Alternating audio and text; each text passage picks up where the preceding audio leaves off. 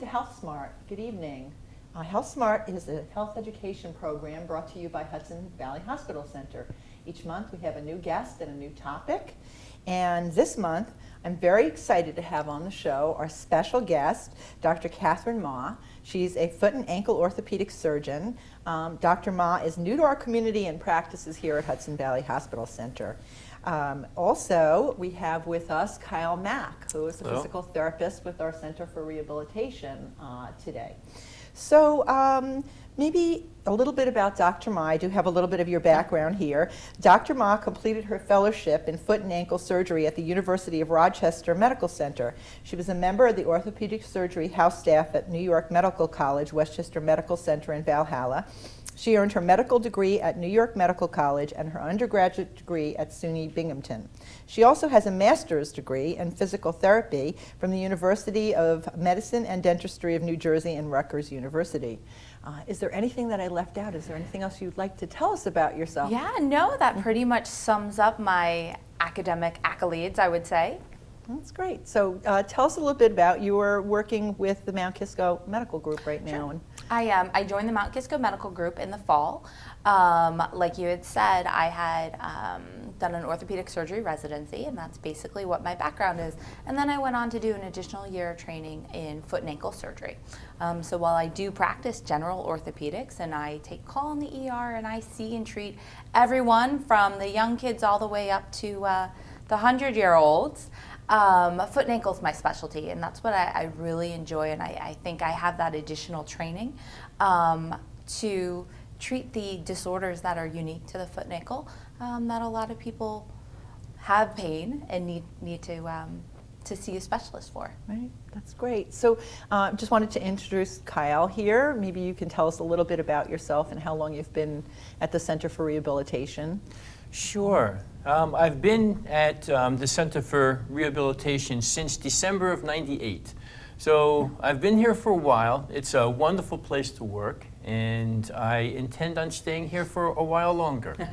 That's great. So what you obviously work with patients who have foot and ankle issues in rehabilitation, and maybe later on we'll talk a little bit more about how you and Dr. Ma might work together in that. But maybe you can tell us just a little bit about some of the things that you do. Sure.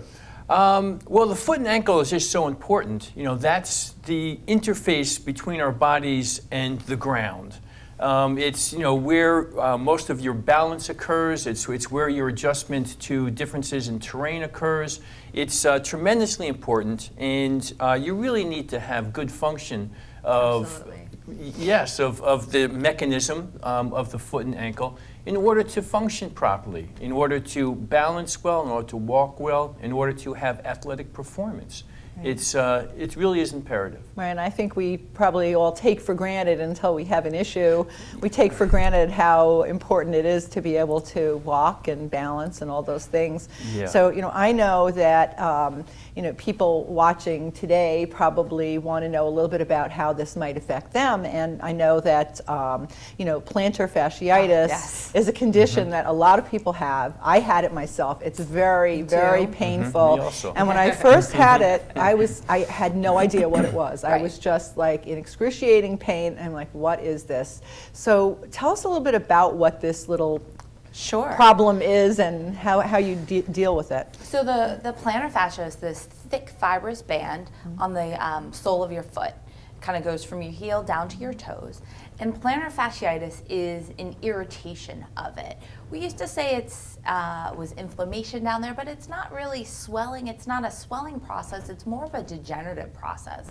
Now, I actually did, during fellowship, a bit of research on plantar fasciitis because it is, like you said, something that has plagued actually all three of us.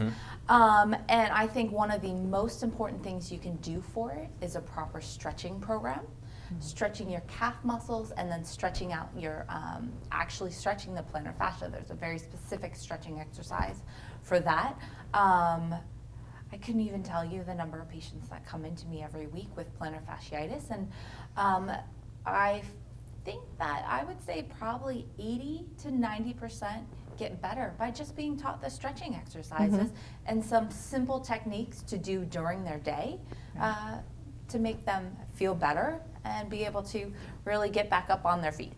So do most people need these gadgets? I know when I first got it, of course I did what everybody else does. I went onto the internet and I'm like, plantar fasciitis, when I finally figured out what it might be, and diagnosed myself. And there was a ton of different products out there, like sandals and leg stretchers and all kinds of things. And I'm like, oh my God, do I really need this? Not everybody needs everything. In my experience, there are people who have it bad enough that the one thing I would maybe recommend is a night splint. Essentially, I'll use my hand as the example. When you sleep, your toes sort of fall down, they curl under, and your plantar fascia gets tight. And when you get up first thing in the morning, you bring your ankle to a neutral position, you stretch out your toes, that stretches your plantar fascia, and it essentially causes almost like micro trauma to it, and that's what gives you the pain. So if it's severe enough, going into a night splint really will hold your position, your foot in a stretched out position, so you have less pain in the morning. I don't think everybody needs that. Again, like I had mentioned, I'm a big fan of doing the stretching.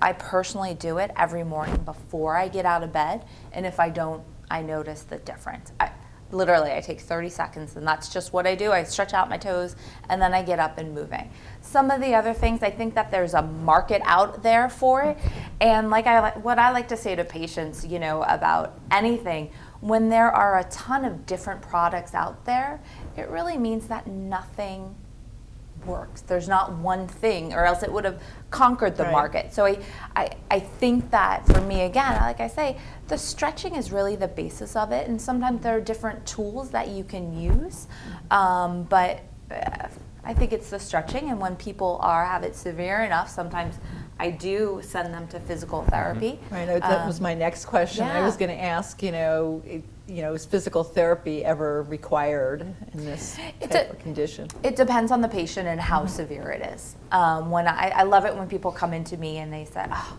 I've had this pain in my heel for 2 weeks, and I'm like, 2 weeks, perfect. I know I can make you better. Right. When people come in and it's been 9 months to a year, and sometimes people have a little bit less mobility. Right. I think sometimes some of the older patients who can't quite reach their toes to stretch them out, they're the ones who I will send to physical therapy. Right, right. So, the other thing that I think people often would come to you with is sports injuries. Sports being, athletic is really healthy and really good for you, but sometimes people can overdo, especially people who are either student athletes or semi-professional athletes, people who really do a lot of exercise. So, what are the types of things that they come to you for? I know Kyle might want to talk about this a little bit, that Hudson Valley Hospital Center is in the process of opening a sports medicine center to treat and also to try to prevent some of these injuries. Yeah, so when I think of sports injuries, I kind of put them in two different categories.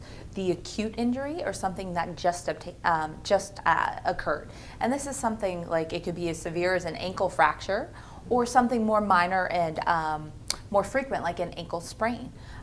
You're playing sports, you're running. I mean, you could be chasing after your kids. You roll over on your ankle. And then the other category are things that are more subacute or chronic. Sometimes you can get stress fractures. I know as we all, myself included, we start to get a little bit older every day. Older athletes tend to get more problems with their Achilles tendon, get something called insertional Achilles tendonitis. So those are all conditions that I treat, and just depending on, an ankle sprain, it's something someone comes into me within the first couple of days. Really the key things are ice, elevation, rest, a brace to kind of give them some support to relax those ligaments that have been damaged, versus the Achilles tendonitis, which is, again, it's a stretching program, it's certain inserts in their shoes, and then physical therapy as well. Right. So, I think that people don't really realize that, doctors and people who work in physical therapy also spend a lot of time trying to help people prevent injuries, because we don't want to see people get hurt. And, one of the things that Kyle is working on is a new program for ACL injury prevention, and that I think this is something that a lot of young women who Yes, are women. into sports have issues with. And I don't know, Kyle, maybe you can explain, why is it that women have this issue, and what happens with this? Well, that's sort of the $64,000 question. There's a lot of debate about what the cause is, and there's really many factors, both intrinsic and extrinsic.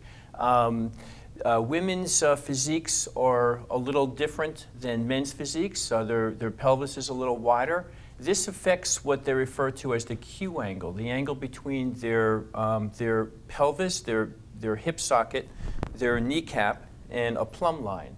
The wider that is, the more what they call a valgus stress or a lateral stress is on the knee.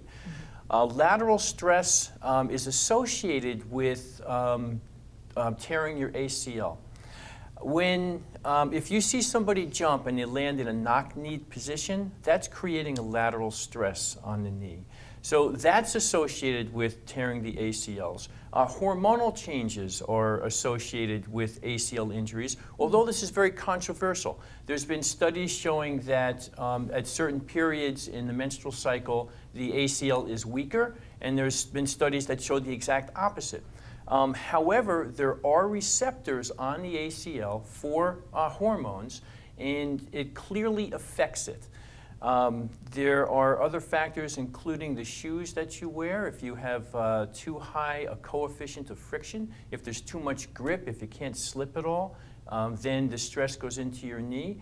There's certain techniques on how you cut when you're participating in sports. If you cut on the inside leg, you're adding a lot of stress to your knee. You have to cut on the outside leg.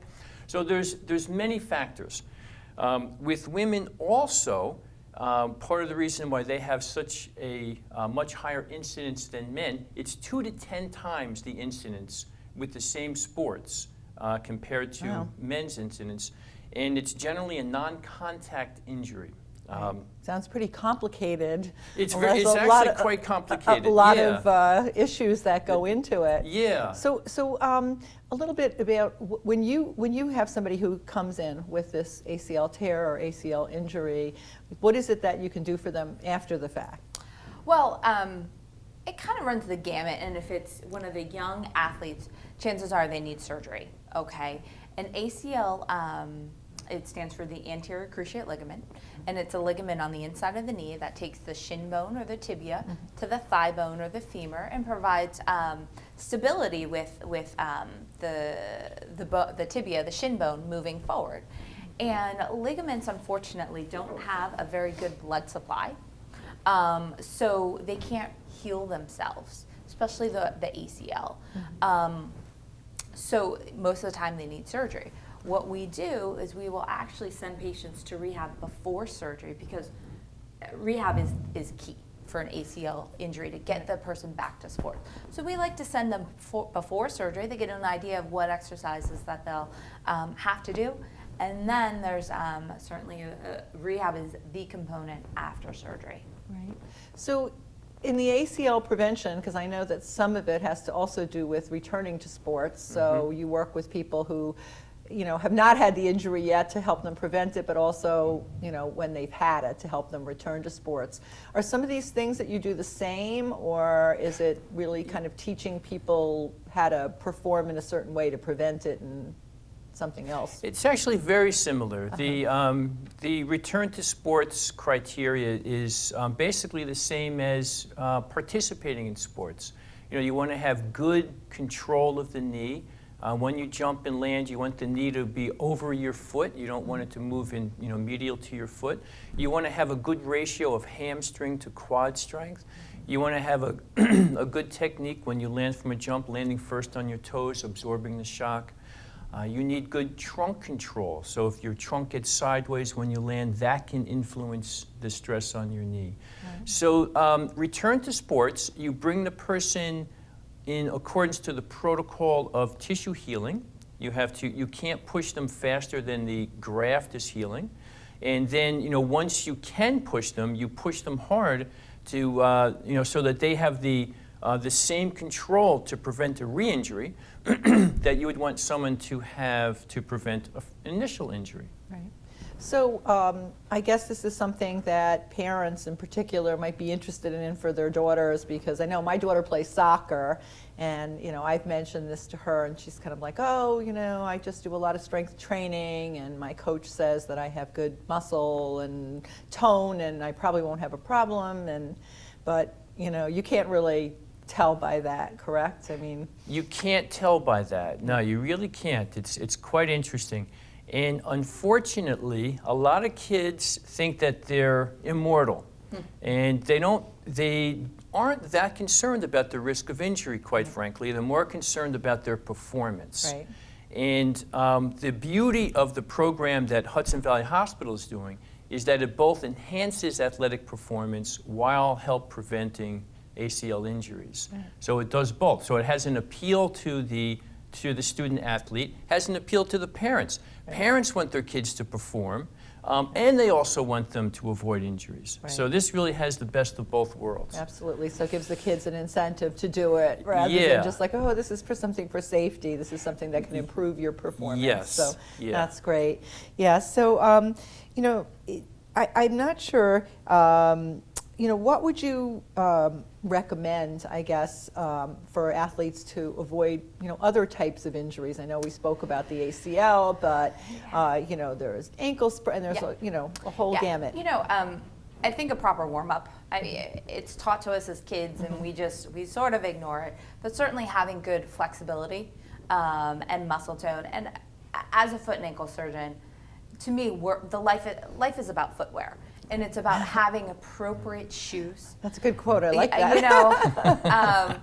And avoiding overstress. Like one of the things I hate, and I tell people all the time, I hate the treadmill. I think the treadmill's evil, because it's the same pounding motion 1,000th of times. Whereas if you run outside on the street, every step you take is a little bit different variation of what the ground is. So you strike the ground a little bit differently. So your body absorbs every step a little bit differently. So you're not pounding at the same spot in your foot every time. So you would recommend running Yes, outside I recommend as running opposed to outside as opposed to the treadmill. Right. Yeah, that's funny because a friend of mine has a knee sort of injury, and she finds it more difficult to run outside than on the treadmill. But I guess it depends on where It in depends, your yeah. legs you have a problem. So anyway, I'm wondering if maybe, Kyle, you can talk to us a little bit about the importance of rehab after surgery. I know we talked about, we actually haven't talked a lot about surgery except for the ACL injury, and what types of conditions require that. I mean, I know a lot of your work basically involves just helping people without surgery, but and I try and make people as educated as possible. We always try to do non-surgical treatment first and then move into surgery. In terms of sports injuries, especially with younger kids, and again, as you go up the gamut, one of the things that I'm most excited about is what's called ankle arthroscopy. Arthroscopy is just a technique where we make small little holes in the skin. We call them portals. Done very commonly in the knee and the shoulder. Well, now what I've brought to Hudson Valley Hospital Center is that I do ankle arthroscopy. So when people are having problems within their ankle joint, I use just two small little holes with a little camera and can go in, clean up the cartilage. When people have actual lesions in the cartilage, that can be addressed, taking care of synovitis. Different techniques can be addressed, and I like it because it's a minimal surgery. One of the I guess it's not sports related, but you can use this technique to assist. I do something called arthroscopic assisted ankle fusions for people with arthritis. Instead of having to make a big cut along the ankle, I can go in with my little holes, clean out the cartilage, prepare the joint surface, as I call it, and then just have smaller holes for my screw placement. So when it comes to anything that you do arthroscopically, it's a quicker recovery for the patient and much less pain. absolutely. You basically read my mind, because I'm the next question Yes. was going to be about arthritis. So, Yeah, you know, okay. I'm starting to get to that age where I'm starting to think about arthritis, and my husband already has some arthritic issues, but I don't. And just wondering, what exactly is arthritis, and when do these things start showing up? Yeah, there are numerous types of arthritis, but I think that what we think of when we say arthritis is osteoarthritis, and that is a degenerative process of the bones of the joint and the articular cartilage that sits over the joint. The symptoms can include stiffness, pain, swelling of the joint, and decreased motion. You just can't move and bend that knee as much as you used to be. There are techniques that we do non-operatively, such as injecting a substance into the knee to sort of mimic the type of fluid you have in the knee to help. Yeah, I've heard about, you hear stuff about the gel. Exactly, and whatever. putting gel into What your is that? knee. Again, I'm a big fan of physical therapy. I think that the more motion you have, the more surface area you have, the less force that's transmitted through one particular spot, and then the more strength you have in your muscles surrounding the joint, the more they're able to absorb the impact. That's interesting. That's interesting. So, what do you do with Kyle with people who come in for physical therapy for arthritis? Well, it's essentially what Dr. Ma said. There's sort of a downward spiral that can occur with arthritis. Your joint gets painful, it gets stiff. So since it's painful and stiff, you move it less. When you move it less, it gets stiffer. When it's stiffer, you move it less, and it gets more painful, and it kind of spirals down. Physical therapy, essentially, we just interrupt this downward cycle, and we stretch them, and we strengthen them. And again, as Dr. Ma said, the stronger your muscles are, the more they can assist with absorbing the impact. And that takes some of the impact out of the cartilage and prevents further damage. We don't restore cartilage. We can help prevent further damage and improve function, strength, range of motion. But again, yeah, the cartilage, once it's gone, it's gone, unfortunately. Right. Yeah. Well, I think that's very interesting, because I would think just the opposite, because essentially it's just you're getting older and your cartilage is wearing away from use, right? Repeated use. So it's kind of like when you exercise, you do that more. But I understand what you're saying now about, adjusting your body and having your body compensate in other places for what you're doing, rather than having sort of that repetitive stress on a certain area of your body. Yeah, and again, I want to kind of reiterate what Dr. Ma said. When you have the stress only going through one point all the time, that point is going to get the daylight speed out of it and degenerate. And once it degenerates, it causes other trouble. But if you can distribute the workload by maintaining your range of motion and your strength and your activity, then you prevent that one spot from deteriorating. Right, absolutely. I take yoga, and that's one of the things that my yoga teacher talks about a lot, is basically sort of getting out of the habitual pattern of doing certain things with your body, which is like repetitive, and sort of, taking the balance to different parts of your body. So that makes a lot of sense to me. So, I am really just fascinated these days about what the advancements in medicine, in so many different areas of medicine, and every day I read about something that I just marvel at. I'm just a little curious about, I know you were just mentioning that surgery, but maybe some of the other things that, maybe we didn't see 10 years ago that, we have, we can take advantage of now to help people. Right, and probably one of the big ones, the arthroscopic surgery, as I mentioned. I've even put cameras and scope the big toe joint. I mean, you really can start to get into the joints. But I think that the biggest thing are the implants and the tools that we use to repair things, in terms of repairing like the Achilles tendon.